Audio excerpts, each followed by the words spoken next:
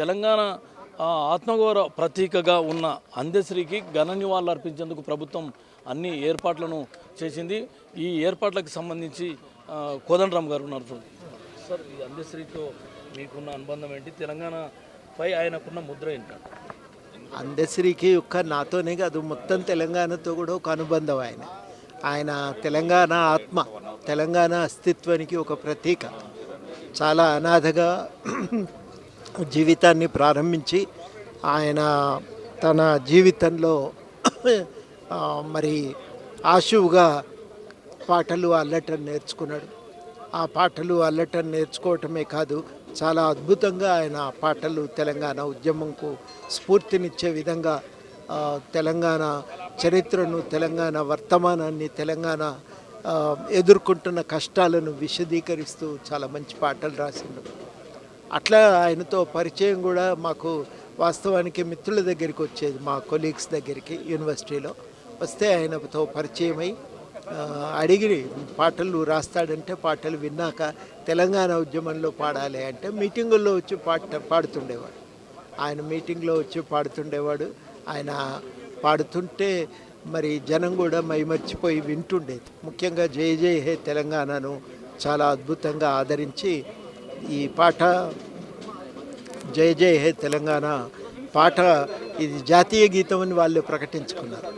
ప్రకటించి ఆ తెలంగాణ జయ జయ హే తెలంగాణ గీతాన్ని వాళ్ళు ప్రతి మీటింగ్లో మొట్టమొదట పాడించారు. ఆ తర్వాత స్కూళ్ళల్లో జనం, టీచర్లు దాన్ని పిల్లల చేత ప్రార్థన అయిపోగానే పాడించేది. కోర్టులో, ఖమ్మంలో వాళ్ళు పాడుకునేది ఒక జాతీయ గీతంగా. అట్లా ఒక అద్భుతమైన ఆదరణ, ఒక పాత్ర ఆయన తెలంగాణ ఉద్యమంలో పోషించింది. తెలంగాణ వచ్చినాక ఆ పాటకు గుర్తింపు దొరికితే బాగుండని అనుకున్నాడు. ఆ గుర్తింపు దొరకకపోవటం ఆయనను బాగా కుంగదీసింది. అదేవిధంగా ఆయన కోరుకున్నది ఏంటంటే ప్రజల కష్టాలను ప్రభుత్వానికి చేరవేసే అవకాశం ఉండాలి కదా, అది కూడా లేకపోతే ఎట్లా, మనకేమవసరం, మనం ఏం అడుగుతున్నామని అనేది. కానీ ఆ అవకాశం దక్కకపోవటం ఆయన చాలా బాధపడ్డాడు. ఇవాళ మొత్తానికైతే పాటకు గుర్తింపు దొరకటం ఆయన చాలా సంతోషించిండు. ఒక కీలకమైన లక్ష్యం నెరవేరిందని. అయితే ఒకటి నేను ఎప్పుడూ ఈ మధ్యలో అడగలేదు, ఆయన నది మీద ఒక పాట రాస్తున్నాడు. ఆ పాట కోసం చాలా నదులు తిరిగిండు, చాలా నదులను చూసిండు. మరి ఆ పాట దాదాపు రాయటం అయిపోయింది అని అన్నాడు.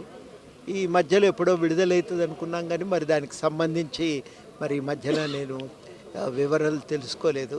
అది మాత్రం ఒక అద్భుత కళాఖండంగా దాన్ని తీర్చిదిద్దుతున్నాడు. ఆ పాట తొందరగా విడుదల చేయవలసిన అవసరం ఉంది. ఆయన ప్రధానంగా ఏం కోరుకున్నాడంటే జానపద సాహిత్యాన్ని మనం గుర్తించాలి, దాన్ని తవ్వి తీయాలి, రక్షణకు కల్పించాలి, ఆదరించాలి. దానికోసం ప్రభుత్వం ఏదైనా కృషి చేయాలని కోరుకున్నాడు. ఆ కృషి బహుశా ఇప్పటికైనా కొనసాగితే మనం ఆయనకు సరిగ్గా నివాళులు అర్పించిన వాళ్ళం. ఒక అనాథగా, ఒక మహాకవిగా మీరు చూశారు, రెండు పాత్రలను మీరు చూశారు. మీరు ఉద్యమంలో జేఏసీ చైర్మన్గా, మీరు ఉద్యమకారుడుగా అతను, అంటే ఎట్లా అనిపిస్తుండే అప్పుడు మీరు ఆ సన్నివేశం? అది చాలా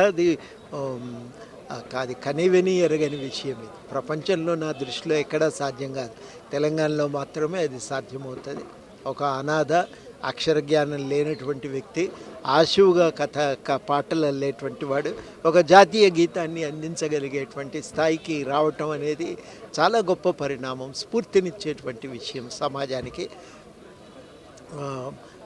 మనిషిని చాలాసార్లు అడుగుతుంటే కూడా నీకు ఎట్లొస్తాయి ఈ పదాలు ఇట్లా అంటే ఆయన వస్తాయి నాకు అంటుండేది.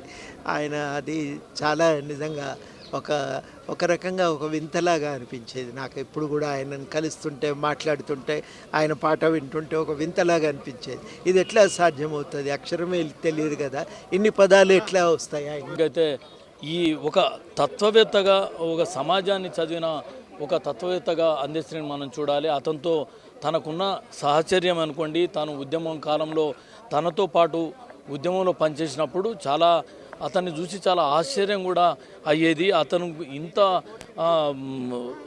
అంటే అతని రచనలో ఇంత అంటే తేజత్వమే అనుకోండి, అతని రచనలో ఇంత చైతన్యం రావడానికి ఏంటి ప్రేరణ ఏంటి అన్నది ఒక ఆశ్చర్యానికి గురిచేసే అంశంగానే ఉండేది.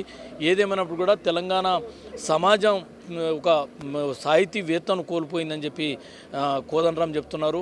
ఆయన ఆశయాలకు అనుగుణంగా ముందుకెళ్లాల్సిన అవసరం ఉంటుంది. ఆయన కోరికలు కూడా జానపద కళలను, రాష్ట్రంలో జానపద కళలను ప్రోత్సహించాలి, జన సాహిత్యానికి ఆదరణ కల్పించాలన్నది ప్రధానంగా అందశ్రీ కోరుకుండేవాడు. ఆ ఆశయం నెరవేరుతుందని నేను ఆశిస్తున్నాను అంటున్నాను. మొత్తానికి తెలంగాణ జాతీయ గీతంగా, తెలంగాణ రాష్ట్ర గీతంగా జయ జయ తెలంగాణ నాడు ఉద్యమంలో ఎంత కీలకంగా పాత్ర పోషించిందో, ఉద్యమం ఉవ్వెత్తున ఎగిసిపడేందుకు ఎలా దోహదపడిందో అతను గుర్తు చేసుకుంటున్నారు. తెలంగాణ ఉద్యమ రాష్ట్ర సాధనలో ఆయన పాత్ర అనిర్వచనీయమైందని చెప్పి కోదండరాం చెప్తున్నారు. మొత్తానికి తెలంగాణ ఒక సాహితీవేత్తను కోల్పోయింది, సాహితీ శిఖరాన్ని కోల్పోయింది. ఆయనకు ఈరోజు ఘన నివాళులు అర్పించేందుకు రాష్ట్ర ప్రభుత్వం అన్ని ఏర్పాట్లు చేస్తుంది. ఇండోర్ స్టేడియంలో ఆయన పార్థివ దేహాన్ని ప్రజల సందర్శనార్థం ఇక్కడనే ఏర్పాట్లు చేశారు. ఇక్కడి నుంచి అధికారిక లాంఛనాలతో ఆయనకు అంత్యక్రియలు చేసేందుకు ప్రభుత్వం అంతా సిద్ధం చేస్తుంది.